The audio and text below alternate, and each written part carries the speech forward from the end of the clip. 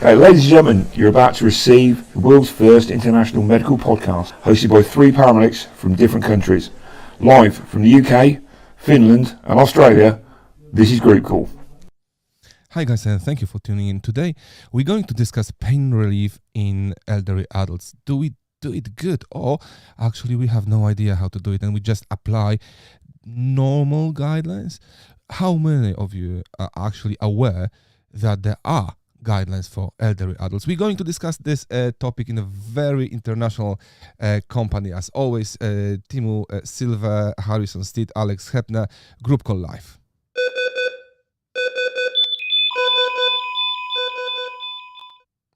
Hi guys, you right? Yeah, good. Excellent. Doing very well. Excellent, said Harrison with his COVID voice. Yes. Good. Ladies and gents, let's start this conversation very respectfully, thinking about our geriatric patients. And by geriatric, and let me make this disclaimer. I'm the oldest one here. Those two youngsters don't remember times when we used to do it differently. We had horses and stuff instead of ambulances. Anyway, keep calm. You are not that old. Remember that. But yeah, back to the topic. Very respectfully about our elderly patients. What does it mean elderly? Is 44 years old elderly or not in Finland and Australia? Timo? Be very careful. No. Be very careful. Yeah, it's not really, is it? I think in Finland, mostly when people talk about geriatric patients, they are talking about people who have retired. So that's pretty close to 70. Then again, frailty does play into that. So you can be slightly younger than 70, be very frail because of like medical issues and comorbidities and stuff like that, and then be in that geriatric category. But mostly it's above 70, and even above that. I think at the moment a lot of 70-year-olds are borderline if they are actually geriatric patients, because they can be really fit and healthy, you know, like in many cases. So I don't know if that would classify as geriatric. Tell us all the time. Tell us a bit more about Finnish society. Do you have lots of fit elderly patients, or rather people with comorbidities? Let's stick to this 70 years old border.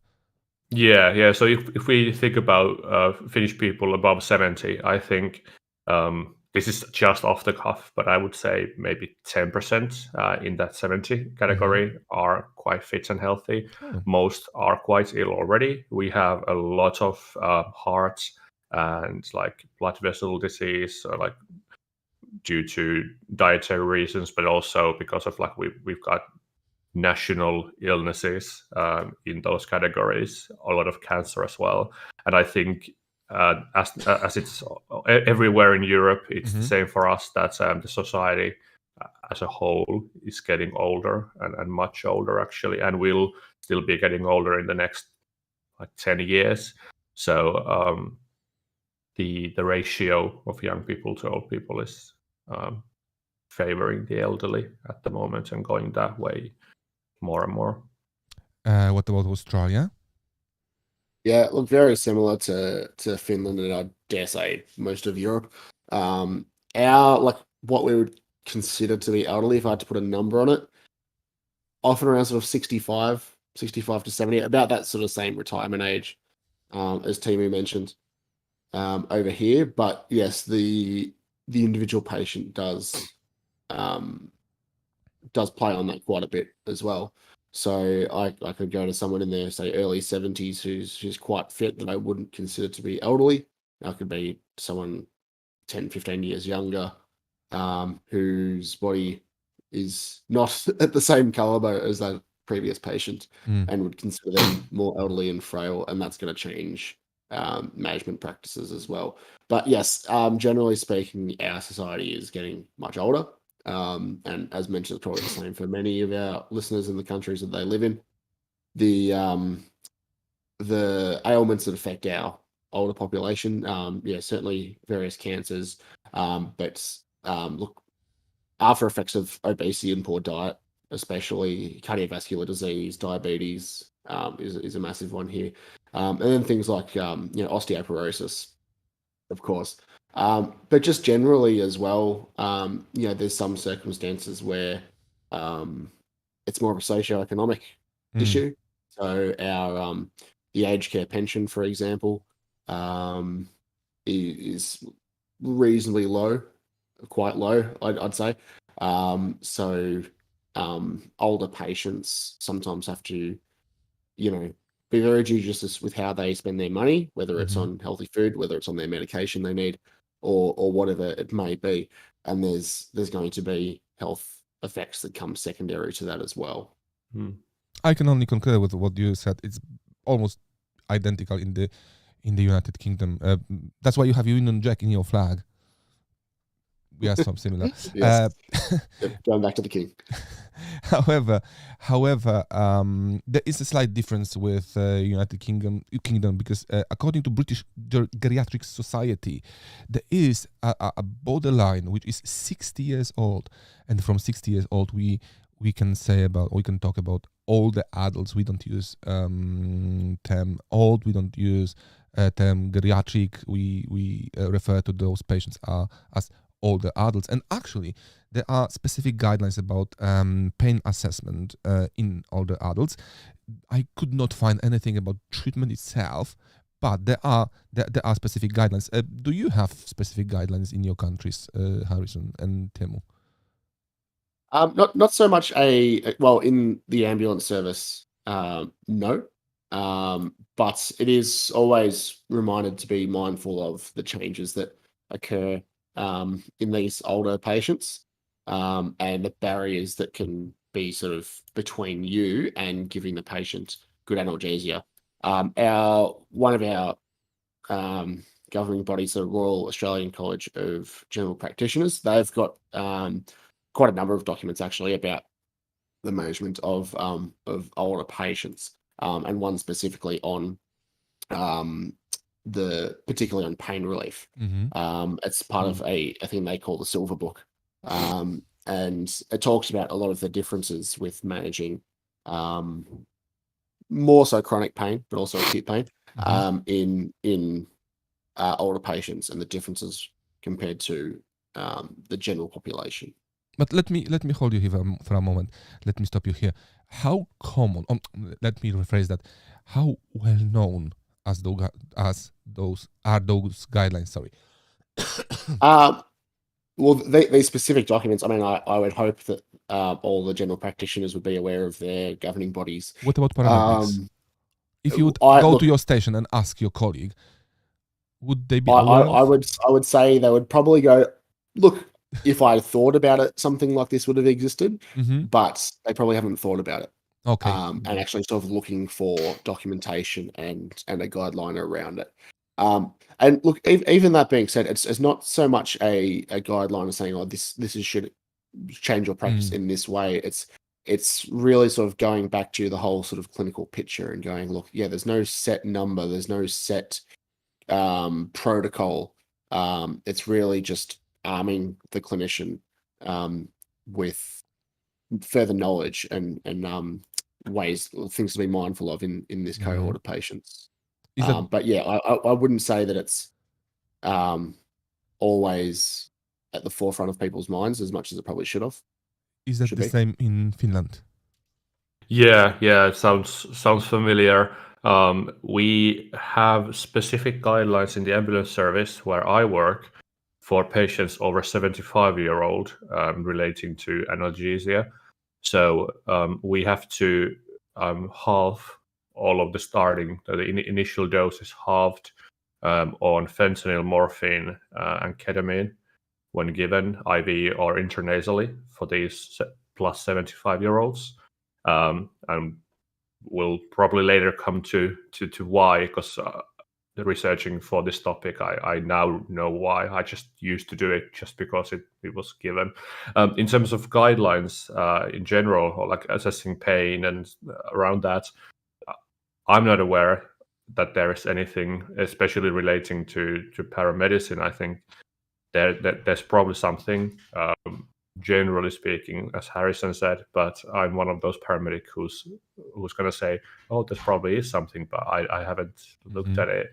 I would be surprised if there wasn't, but I think 99% of paramedics in Finland are in the same boat as me, that they don't actually know. They just use their local guidelines on analgesia, such as the dose halving. But maybe I'm over exaggerating. Maybe it's not really important. Maybe it's not really necessary. I mean, those guidelines. How important are the changes that occur in the body in process of aging? I mean, the changes have a large effect on not only what analgesia you choose and what dose you choose to give them, but also how likely you are to actually find a patient in pain as well. I mean, as we age, there's all sorts of changes on pretty much every organ system in the body. There's going to be changes. Things like cardiovascular, like your cardiac output is decreased. Your vital capacity, your gas exchange is decreased in your lungs. And like your neurons are going to fire slower. There's the reducing the neurotransmitter production, so that's going to affect things like reaction times, mobility, cognition, all those sorts of things. And let me stop you here for a second. Neurons are also, they don't regenerate, right? In elderly. Yes. After I'm not too sure after sort of what age it really starts to decrease. That's my COVID brain going, not my age brain. But yeah, certainly they don't regenerate in that, and they this is going to exacerbate a lot of these changes. So you've got these patients that have higher risk for falls and trauma because their body's not moving as fast or as effectively. Bone density is reduced, bone mass is reduced, lean muscle mass is reduced. There's less collagen and less elastin in the skin, so they're going to be more likely to get fractures, get skin tears, all those sorts of things. And also with the absorption issue, there's decreased GI movement, decreased hepatic efficiency. That's going to affect how quickly the drugs are metabolized and move throughout the system, as well as how much of it accumulates in the body as well. And so that's all the things that affect how much of a drug we're going to give and what side effects they may end up with, but also how likely we are to see these patients. I mean, it's much more likely to have an 80-year-old patient that's fallen and broken their arm than it is to have a 20-year-old patient that's fallen and broken their arm in the same circumstance. And I'm really happy that you mentioned the body mass, because we have to remember that lots of pain relief or analgesia are lipophilic. So basically, yeah, exactly. And the rest of it, like morphine, for example, it's that now. Correct me if I will pronounce this word wrongly. Soluble in water. Soluble. Close enough. Yeah. Soluble. Soluble in water. So if elderly patients drink less and they are slightly dehydrated, and that's quite common in elderly, isn't it? The pharmacokinetics of morphine will be different. But I know that Timu has a thing on it, so I won't steal his show. But also what you said was very important about cognitive challenges. It's not only perception of pain, but also how you can verbalize the pain, isn't it? Certainly. And that's a huge barrier to these patients getting adequate analgesia. Look, there's even in elderly patients that are not cognitively impaired, there's often somewhat cultural or just personal beliefs with regards to pain, like that particular this is not just anecdotal, this is documented. That particular generation will have views towards pain and what you should do with it, whether you should just toughen up, for lack of a better word. So they might not be as likely to verbalize it, even if they physically can. But yeah, certainly in the cognitively impaired patient, dementia, Alzheimer's, and that kind of thing, it's going to alter their own perception, how they exhibit that externally, and then how you perceive their pain as well. So there's lots of barriers. But that's actually a really good point, because before you give analgesia, you should make sure or find out how strong the pain is. And to find out how strong the pain is, you should use the pain score. Sorry. And now, do you use a different pain scores for elderly patients or not? Or you use the same I don't know, numeric scale or Abbey pain scale? Look, when I document it, because our system usually just uses the 1 to 10, so I do default back to that. But when I'm really assessing a patient's pain, particularly in a complex patient like that, I try to elicit, look, is it a really severe pain, or is it moderate, or are you comfortable? And actually, going back, that's usually the first question I'll ask: are you comfortable with this pain? Because that's the most important thing. Are they in a position of comfort, and are they comfortable with whatever pain they're experiencing? But yeah, as discussed, there's a lot of patients that can't verbalize, or they might say, "Oh, what pain? I'm fine," and they've got an off or something. Yeah, absolutely. So a lot of the time, in those more complex elderly patients, they might not be saying that they're in pain, or they might not be saying they're in a high level of pain, but just visually, I can see that it would be painful and distressing, and it would be prudent to give that patient a reasonable amount of analgesia to make sure they're comfortable. Is that the same up there in Finland? Yeah, I think everybody's seeing those little smiley faces that are frowning, and then we've been told to use that with patients that are not communicating that well, so they could just point out on the scale. I don't know if it's just me that I just find it very weird to use, but I'm in the same boat. Yeah, it would feel very weird to use it, I think. But I'm with Harrison, just like assessing, are they comfortable with it? Do they seem distressed? And also what I tend to do is like think about what's happened. So let's say an elderly patient has fallen, broken their hip, which is quite common. It's like presenting with a neck of femur, a suspected neck of femur fracture. We do know how painful that can be.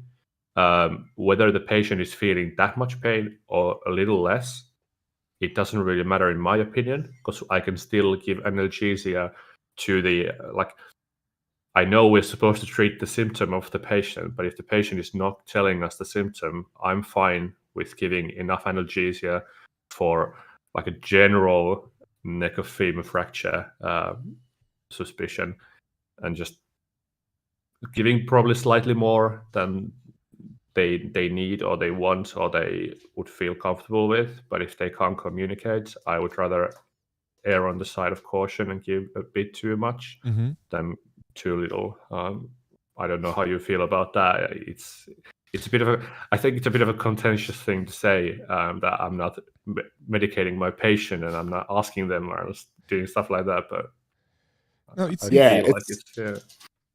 it's a fine line, isn't it? Because very shortly we're going to be talking about the issues with increased adverse effects with a lot of these drugs in the elderly population, and poorer drug metabolism and increased buildup. But at the same time, we're telling people like you need to make sure you give more of these drugs compared to a normal, younger age healthy person. You're not giving the same dose usually to them. What we're saying to people is that you need to be, generally speaking, giving more than you might expect to give or you might regularly give. It's been, and I'm sure it's the same with every country out there, it's been well documented that these patients are often, very, very often under analgized. The elderly patients, and particularly those with cognitive impairment, are always at risk of being under analgized. And you might ask them and they might say, "Oh, I'm comfortable," or they might not be able to say anything at all. And you think, "Oh, well, that's okay. They're just sleeping or what have you." But it's going back to those barriers. It's very hard to sort of really uncover what exact pain they're actually in. To be honest, that's where United Kingdom comes to play with their modified pain scores. And now let me draw your attention to those two graphs on the screen now. Those are two pain scores recommended by British Geriatric Society. The first is DOLO plus 2, and the second is PAN8, so Pain Assessment in Advanced Dementia. It's really interesting how those two pain scores are different, because if you look at PAN-8, so this advanced dementia thing, this one is based basically on body language and facial expression, negative vocalization, and a very basic physiology like breathing, whilst the second one, the Dolo plus 2, is based on pattern of behaviors. So I find that as much as I could use PAN-8 in pre-hospital setting, the Dolo plus 2 is very difficult to use because I don't really know how they normally are. And even if I have a carer with me or whoever else, they not always are really aware of this baseline of with the patient. Sorry. So the British Geriatric Society again recommends using numerical scales, so from 1 to 10. If the patient for any reasons is not able to do it, you can ask them to verbalize the description of the pain, like mild, severe, moderate, and so on. And yeah, if they cannot do it, then Dolo plus 2 or PAN-8.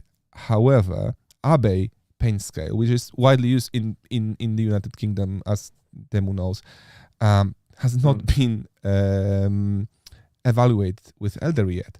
So we don't really know if we do it right or not using Abbey pain scale, which is really interesting. Yeah, because I was about to ask because you mentioned the PAN-8. I was like, oh, what happened with Abbey? Because I know we used to use it when I was working in the UK, and I've still used it in Finland. We don't nobody recommends it, but I just knew it, so I used it. But that's surprising to hear that it hasn't been. And funnily enough, I'm pretty sure that if you would go to any station in this country and you would ask for Dolo plus 2 or PAN-8, my colleagues would be like, and to be honest, with all fairness, I was not aware before I did not research onto this episode.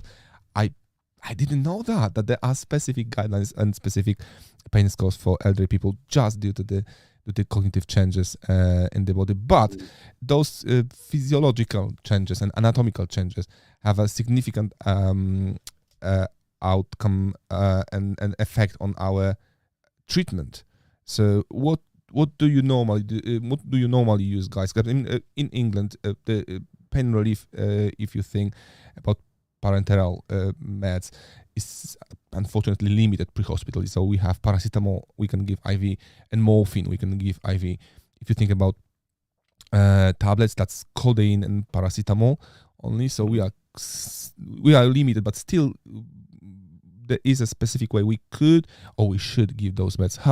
What is on your menu in terms of pain relief, Teemu? Yeah, so we've got in terms of IV or any other parenteral route, we've got fentanyl, morphine, ketamine, and IV paracetamol. Out of those, morphine is often reserved for cardiac patients or children, so very rarely used in traumatic events, mostly for MIs in the elderly. But then I think fentanyl is pretty much the go-to. Ketamine is another option if the patient is maybe hypovolemic or at more of a risk of dropping their blood pressure, or maybe they all anyway. But I find that especially with intranasal administration, it doesn't work that well. And you didn't mention Entonox or gas and air. Oh, that's true. That's very true. Yeah, but I using that in the UK. I always found that to not really work for the elderly all that well. It worked for younger people, but not for the elderly. But yeah, fentanyl IV works, but often you need to dose quite a lot. So halving the dose before you give it, and then starting with the half dose, you need to repeat it quite often, more often than in the younger people, I think. As far as tablets go, though, we've only got ibuprofen, paracetamol, and codeine. And that codeine is like with a combination of paracetamol and codeine. So yeah, those are mostly reserved for when we want to see and treat rather than convey. And then obviously for cardiac type pain, got GTN for that, which you do as well. But just I think we've been talking so much about trauma and falls that we forget that there's Absolutely. a lot of there's a lot of MIs in the elderly as well, and True. pain from that. But yeah, those are what we have. Mr. Steed? Yeah, look, very similar over here. So with oral medications in my service at the moment, we only carry paracetamol. There is talk of us getting an NSAID soon, and I am hoping something like endone, like an oxycodone or codeine as well, particularly as my service sort of moved towards that, treat and refer to another provider kind of setup as well. But at the moment, it's just paracetamol here, but there are other services in the country that use other methods. Oh dear. Our inhale, so we don't have the Entonox, we have methoxyflurane, which is, I find it reasonably effective for this patient population, generally speaking. The barrier to that would be often in those cognitive patients, it's hard to get them to coach them how to use the inhaler properly. But if you're able to do that, it does work very, very well. And then our other medications, morphine, fentanyl, and ketamine as well. So my typical go-to is usually fentanyl. I use it sort of much more than morphine. I find myself rarely using morphine nowadays, to be honest. And yeah, typically that will be IV. We do carry it in an intranasal cartridge, but the intranasal route, personally, I've found is a lot more variable in the older population. It's a bit harder to, like, the dosing is reduced, but it's a bit less predictable, I find. We do also carry ketamine as intranasal as well. We can give it. So this was rolled out during the start of COVID, when our fentanyl intranasal was not able to be stocked, and our IV was in the preparation was too diluted. It wouldn't have been suitable for intranasal, so we started giving ketamine. And honestly, it's actually like one of my favorite drugs to give. It works quite well as an intranasal preparation, very simple. The side effect profile is a little bit higher in the elderly population, but the big focus now, and it's probably the same with most services, is moving towards this multimodal approach to analgesia. So not just sticking with one thing and using quite a lot of it, for example, but using 2 or 3 different agents at much lower doses to achieve the same analgesia with lower side effect profile. So there's many patients that I can say I've been to where typically I would have used, I don't know, 200 micrograms of IV fentanyl to manage their pain, where now I'm using 50 of IV fentanyl, some oral paracetamol, and some usually 50 of intranasal ketamine as well, and that's often as effective without the drawbacks of having such a large dose of opioids. So I'm sure it's the same in your countries, hopefully, but I can say from personal experience that using 2 or 3 different agents that work in different ways, I'm all aboard that train. No, absolutely. And in the UK, unfortunately, I feel personally that a cultural change is required, because we don't like to use this multimodal analgesia, as you said. There's still a big fear of giving 2 drugs. Like my personal favorite is paracetamol IV, and then opioids like morphine, which of course paracetamol reduces the requirement for opioids, and then instead of giving 7 milligrams of morphine, I can give 2. Perfect. But I feel that at least in the area where I work, there is a still hesitancy to use this multimodal analgesia. We don't have it in Poland, but again, the menu of analgesia or the ampullarium, as we say, is far bigger. We have ketamine, we have fentanyl in Poland, which is not a case in this country. Teemu, how do you do it up in Finland? Oh, you mean the multimodal? Yeah. Yeah, I very often use IV paracetamol with the side of opioid. I think it's quite well documented that it reduces the need for the opioid and the dosage, and it's been working. It works really well with traumatic patients, but it works quite well, I find, in abdominal distress or abdominal pains. I haven't tried it for cardiac type pain, so I don't know about that. But there, GTN is basically replacing the paracetamol in the multimodal approach, so that works. So yeah, it is widely used, and especially in neck of femur fractures, hip fractures, it is actually in the guideline as well to give IV paracetamol as soon as possible, and then think about an opioid if the IV paracetamol is not enough, which it often isn't, but especially for transfers and for putting on the vacuum mattress. Speaking of morphine, because it's opioids, i.e. morphine, which I feel that is a common thing for our countries. I know that because if you guys don't know, Teemu is a future doctor. He will be Dr. Silver very soon. I know that your brain now processes pharmacokinetics. Can you explain the pharmacokinetics of morphine to our viewers? So yeah, not to get too deep into it. It is metabolized by the liver into different metabolites that are not active, but they can still cause adverse effects. And those are mostly cleared renally.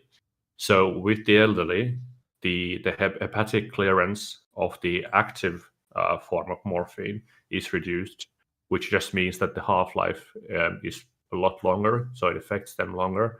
And then also because of the clearance is reduced mostly in the elderly with renal impairment or reduced renal function, it just means that there's also these adverse non-active metabolites in the system for a lot longer. You mentioned also drugs being lipophilic, and for example, the fentanyl that me and Harrison use is very, very lipophilic, and with the elderly, the water volume in the body is reduced, whereas the amount of fatty tissue is increased. So those drugs can build up in that fatty tissue, which is quite poorly perfused, and they can stay there for quite a long time and still be slowly released into the bloodstream, also making the half-life longer. And in some cases, there's been case reports, but not really proper studies done on it, that there can be a build-up somewhere that gets released quite fast, and then it can cause a new high effects of that drug. I don't know proper wording for it. There's probably a name for it, but anyways, it can do an M-type curve in terms of the blood levels in blood drug level with those drugs.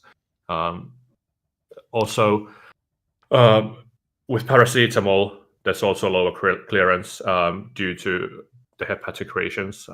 So even with other drugs than the opioids, we should be mindful of those pharmacokinetics and especially that hepatic clearance. So yeah, I don't know. Do you want me to add more? I can go deeper, but it's just going to be more like a group call, CIP. Group call live, part 2, day number 5. No, I think I think we're going to say hepatic a couple more times. Yeah, morphine 3 glucuronide and morphine 6 glucuronide, and how those affect the blood-brain barrier and mu receptors. Ladies and gents, if you have any questions to our experts, please please send us those questions in the comment section below, either on Facebook or on YouTube. Meanwhile, what I want to do is I want to ask Gina, what do they use in America? And she sent me a quick video, which was really interesting because she mentioned drugs I'm not aware, I've never heard of. Gina Lurie-Wendy, straight from United States of America. Hello, this is Gina LaRue-Wendy with United States of America here in St. Louis, Missouri. In the two agencies I work for, we have fentanyl for pain relief, 1 microgram per kilogram.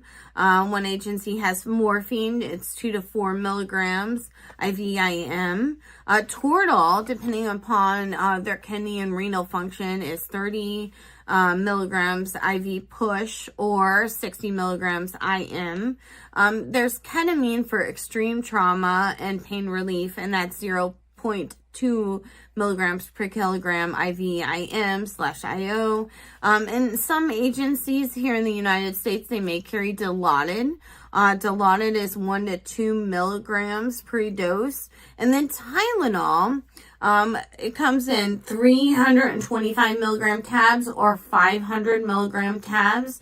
And then we have liquid Tylenol, which is at 600 milligrams per 10 mils. It's coming in a like little shot glass. A lot of times it's like cherry flavored or dreamsicle flavor, which is like an orange flavor. And that is the pain relief up to 1,000 milligram, which is 1 gram. So the technical dose of Tylenol is 15 milligrams per kilogram. And that is that liquid Tylenol and or the tabs. If you combine them so they could drink it, it has to equal up to 1,000 milligrams. And then also too, with that being said, if they've already had pain medication with that Tylenol, then you have to take that into effect. And then when was their last time that they took that specific pain medication, if they did. For me, my go-to is fentanyl. I like fentanyl for significant pain relief, which is 1 microgram per kilogram. But I'm going to also take in a factor that if I give that patient 50 micrograms of fentanyl and they're in extreme pain, kind of like holding it back a little bit, but basing it off of their pain. If their pain is relieved with a lesser dose, then that's what I'm going to, I'm going to treat their pain, but I'm going to kind of give it a little bit less and then additional because I don't want to give them too much and then they'd be snowed. And then as mild pain, I'm going to give them Tylenol. The Tylenol, we're lucky to have it in one particular agency, so it's a great pain reliever. It also helps with swelling. And then in extreme cases, I have had to use ketamine before, and that's kind of like that disassociation pain relief, and that's worked significantly well as well. Also too, splinting that injured extremity and or hip, if they have a hip fracture, I think of pillows and maybe a sheet splint. If it's like a limb, definitely splinting above where I'm able to, and then ice packs for that patient. No matter how old you are, if you're in pain, you're definitely in pain. It's kind of cute, those little old people, they're like, yeah, I'm not in pain, but then as soon as you palpate and do that physical extremity, and that physical exam, you're just like, oh no, I'm not in pain. You're like, you're in pain. I'm going to give you some pain medication. So with that being said, I definitely treat for pain. Just keep an eye on your vital signs and make sure that, you kind of take a look at their history and just treat your patient as a whole. And with that being said, I hope you guys have a great day and please stay safe and thanks for watching. Did you ever heard of the drugs mentioned by Gina? I mean, not fentanyl, of course, and ketamine, but those Tylenol or Tylenol. Tim is muted, so I'll Tim, start. Tylenol is just paracetamol. Is it? Which actually, Yeah. which we'll mention for our American viewers, I think it's called acetaminophen. Yeah. Is that how it's Mhm. pronounced? It's called something different over there. So, Yeah, it's weird. and then the other one's dilaudid. I think is it's an opioid, but it's not one that I often use. I think it's That's hydromorphine. yeah. Yeah, Um, it's. Do you want to know more about it?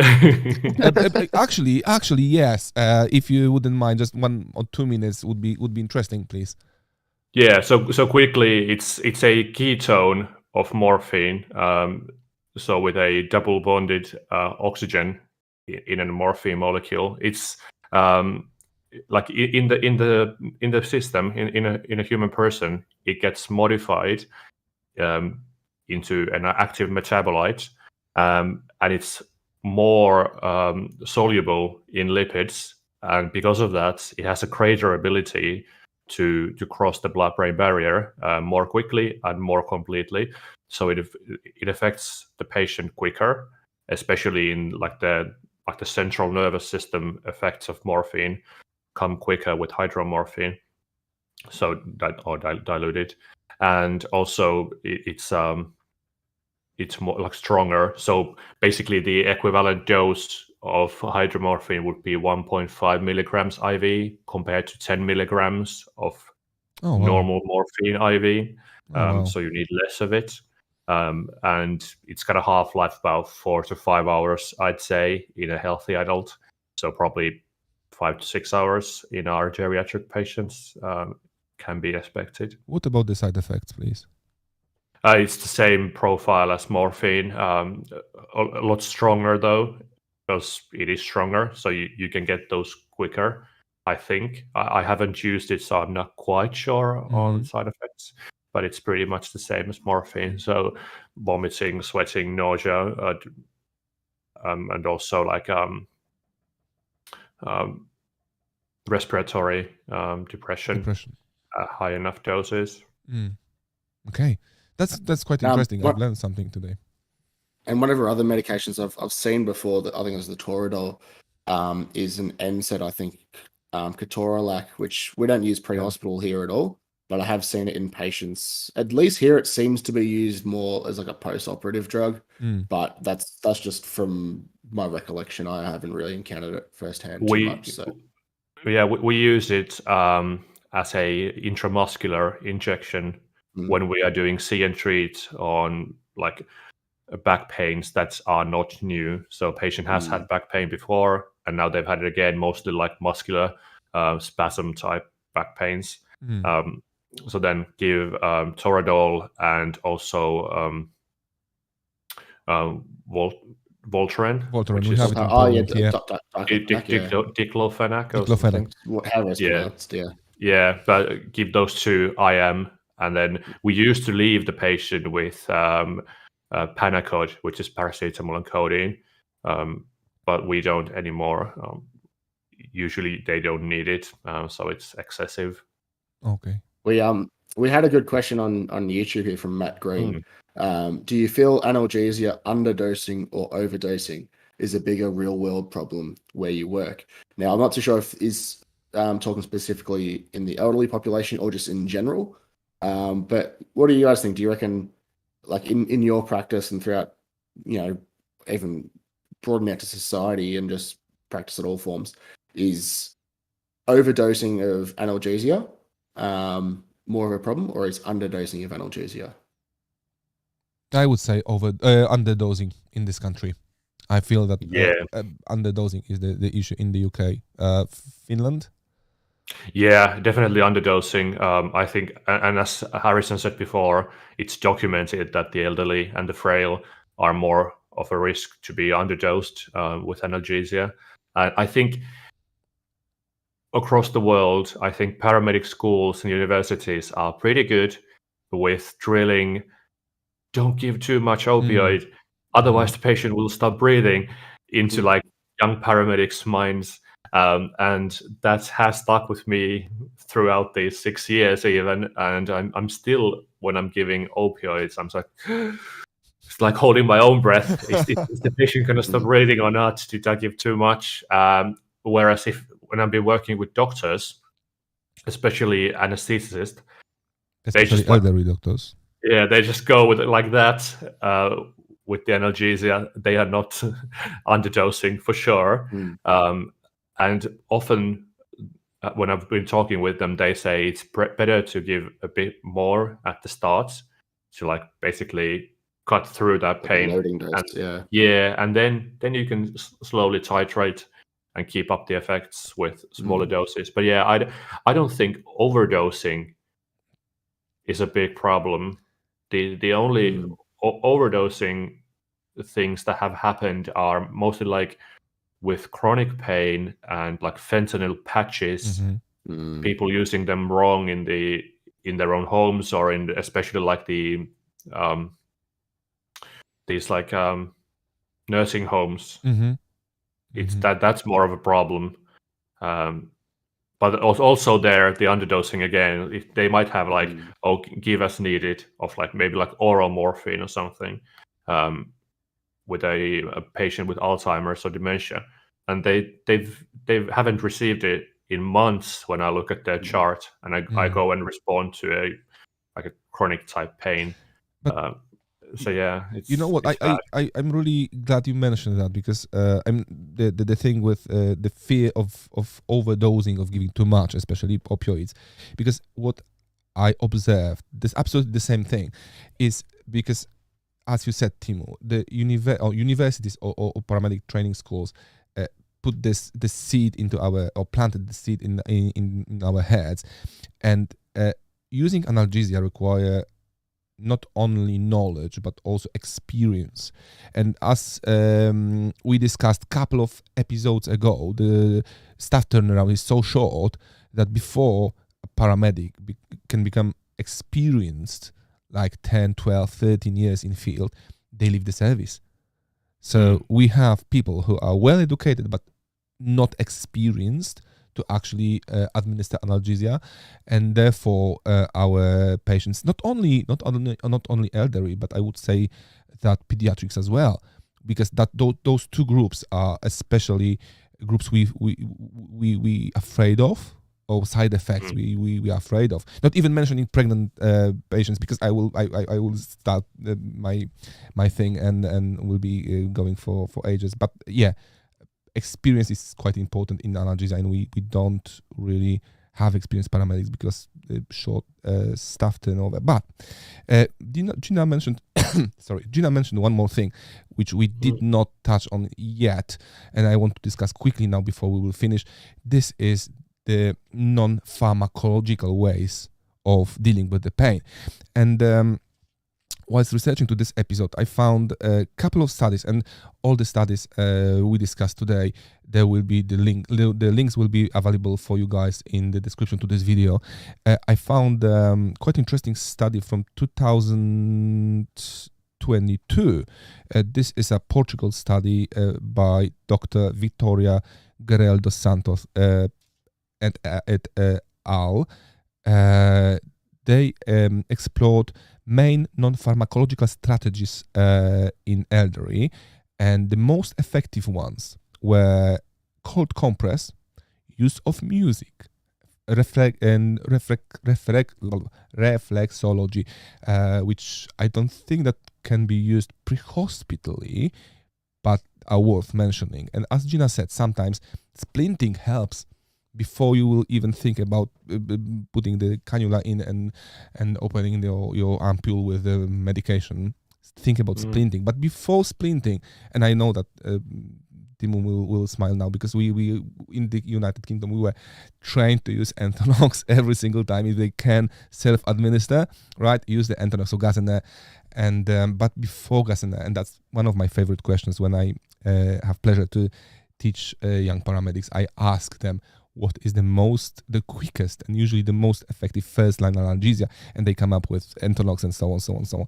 Whilst actually TLC, tenderness loving care, saying, it's okay, I'm here to help you. Everything will be sorted.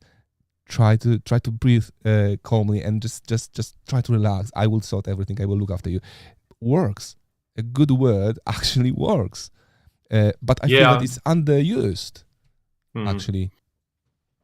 Yeah, I think we've all been to that job where they say, patient with dementia in a nursing home, you walk through the doors and you can hear the screaming. You can basically find the room based on the screams of pain. You go there, you go up to the patient, you maybe touch their shoulder, touch their hand, let them know that you're here to help. They might not be able to really communicate that well, but the screaming will stop. I think it mostly will stop. Obviously, there's cases where it won't. But more often than not, when you actually go and interact with another human being, that will help. There was a Finnish study done on pediatrics, so like newborns and their pain management, and the most effective one was cuddling and holding them, and then after that was glucose water into their mouth, and then third was morphine. So I think I don't think adults and the elderly are that much different from children in that regard. I think we all like a bit of TLC from our carers, and it will actually help. And knowing that there's going to be analgesia coming also helps. So yeah, I think those are really good to mention. And these patients, if they are living in a residential care facility or even at home with family caring for them, they may have some object that they recognize from their life that might be comforting for them. It might be a photo of their family or something completely different even. And you might want to consider, asking the staff, right, what do they have that they know that is theirs, that is the one memory that they might be able to stick to, and maybe bring that with you to hospital during your transport, so that's there with them, so it's a place of comfort they can go back to, particularly in those advanced cases of dementia and the like, where it's very, like, as try as you might to communicate with them and calm them down, reassure them, you just don't feel like you're able to, and that's no fault of yours. It's the aggressiveness and the unfortunate aspects of the disease. But yeah, having something, if they do have something that they're familiar with, that might give them a point of comfort as well. And I want to finish here, but before we will say goodbye, one thing to sum up. I went to the patient once who was cancer patient, end-of-life patient, and they were in pain. Before I actually used pharmacology to relieve this pain, I played music on my phone. I found out that this particular patient, really liked Elvis Presley, so I played "Can't Help Falling in Love," and this patient unfortunately passed away some time ago, but this song will stick in my head and actually will always be associated with this particular patient, because that was when I saw a smile on his face before I even used any medication. Yeah, just a nice song, smiled face, and a good word, which is always effective. And that's the thought I want to leave you with, dear listeners and viewers. Thank you so much for being with us today. Thank you for all the comments left in the chat section. Timu Silver, Harrison Steed, Alex Hepner, and Gina Wendy from United States of America. See you guys next time. Bye-bye.